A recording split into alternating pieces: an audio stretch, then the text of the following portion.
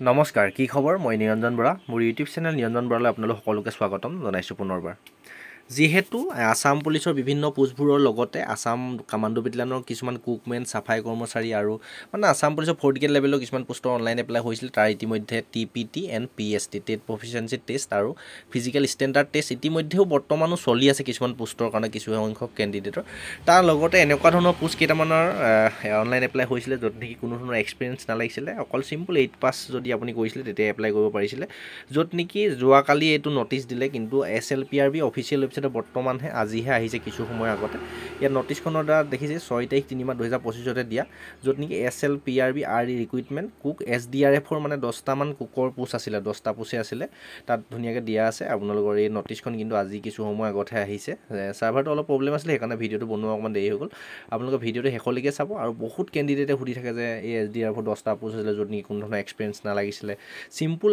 8 পাছ হ'লে এপ্লাই কৰিব পাৰিছিলে সেই পোষ্টকেইটা এডমিট কাৰ্ড কেতিয়া ফাইনেলি তাৰ কাৰণে নটিচ আহি গ'ল আমি এতিয়া SLPRB অফিচিয়েল ৱেবছাইটত আছোঁ আপোনালোকে নিজৰ মোবাইলৰ গুগলত মাৰি দিলে হ'ল বা কম ব্ৰাউজাৰত SLPRB বুলি তাৰপৰা ওপৰত যিটো প্ৰথমৰ লিংকটো আছে সেই লিংকটোত মাৰি দিয়াৰ লগে লগে এই পেজটো খোল খাই যাব অফিচিয়েল ৱেবছাইট হয় এতিয়া নটিচৰ জেগাত ক্লিক কৰিছোঁ বৰ বেছি ভিডিঅ'টো দীঘলীয়া কৰি নাথাকোঁ মোটামুটি যিখিনি কথা জানিবলৈ সেইকেইটাই কওঁ PDF টো ডাউনলোড হৈ যাব নটিচৰ জেগাত চোৱাৰ পিছতে আমি এখন এতিয়া চাই ল'ম ইয়াত কি লিখা আছে দেখিছে 6 তাৰিখ 3 মাহ 2025 যোৱাকালি অহা নটিচ কিন্তু বৰ্তমানহে পাব্লিছ হৈছে SLPRB অফিচিয়েল ৱেবছাইটত ইয়াত যদি চাই SLPRB ৰিক্ৰুইটমেণ্ট SDRFৰ কুকৰ 10টা পোষ্ট আছিলে ধুনীয়া লিখিছে ফায়াৰ ইমাৰ্জেঞ্চি ছাৰ্ভিচৰ তাৰ আপোনালোকৰ PST এণ্ড TPT অনুষ্ঠিত হ'ব will above maintain post will be hold 19/3/2025 মানে মাৰ্চ মাহৰ 19 তাৰিখে হ'ব বুলি ষ্টাৰ্ট হ'বনে এদিনেই হ'ব এইটো কথা এতিয়া ধৰিব পৰা নাযায় যিহেতু পোষ্ট কম আছিলে হয়তো আপোনাৰ এদিনতে গোটেই অল অসমৰ যিমানখিনি কেণ্ডিডেট আছে পাতি শেষ কৰি দিবও পাৰে সেইবাবে এতিয়াই ধৰিব পৰা নাযায়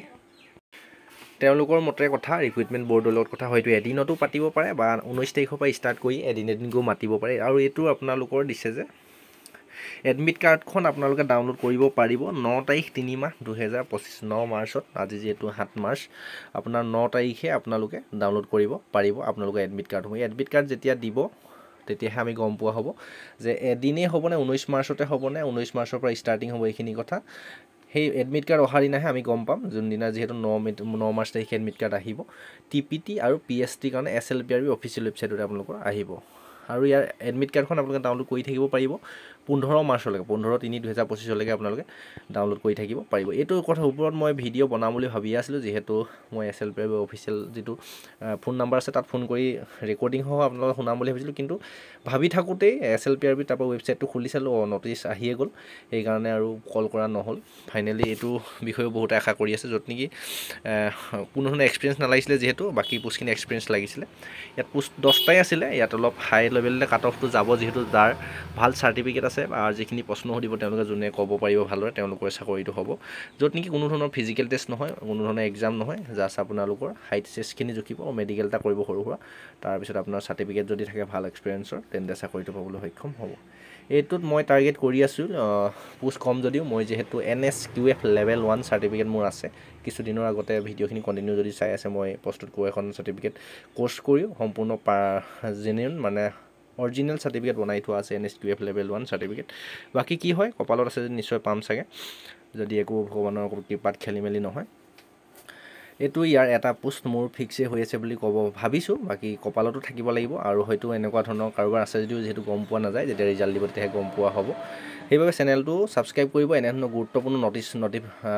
ইম্পৰ্টেণ্ট আপডেটসমূহ পাই থাকিবৰ বাবে আৰু লগৰ বন্ধু বান্ধৱীৰ সৈতে শ্বেয়াৰ কৰিবলৈ নাপাহৰিব লাইক কৰি দিব ইনফৰমেশ্যনখিনি পাই যদি ভাল লাগিলে চেনেলটো ছাবস্ক্ৰাইব কৰিব পুনৰ কৈছোঁ আৰু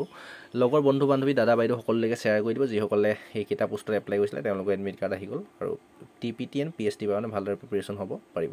ডেছক্ৰিপশ্যনতে হোৱাটছআপ গ্ৰুপৰ লিংক টেলিগ্ৰাম চেনেলৰ লিংক ছাবস্ক্ৰাইব কৰিব টেলিগ্ৰাম চেনেল আৰু হোৱাটছআপ গ্ৰুপত জইন হ'ব পাৰিব Insta ID follow' Niranjan Bora follow' কৰিবলৈ নাপাহৰিব আজি ভিডিঅ'টো ইমানতে ৰখাইছোঁ নেক্সট আকৌ অন্য এটা অতি গুৰুত্বপূৰ্ণ ভিডিঅ' সৈতে আপোনালোকৰ সন্মুখত লগ পোৱাৰ প্ৰতিশ্ৰুতি আজি এই ভিডিঅ'টোৰ পৰা ইমানতে বিদায় লৈছোঁ ধন্যবাদ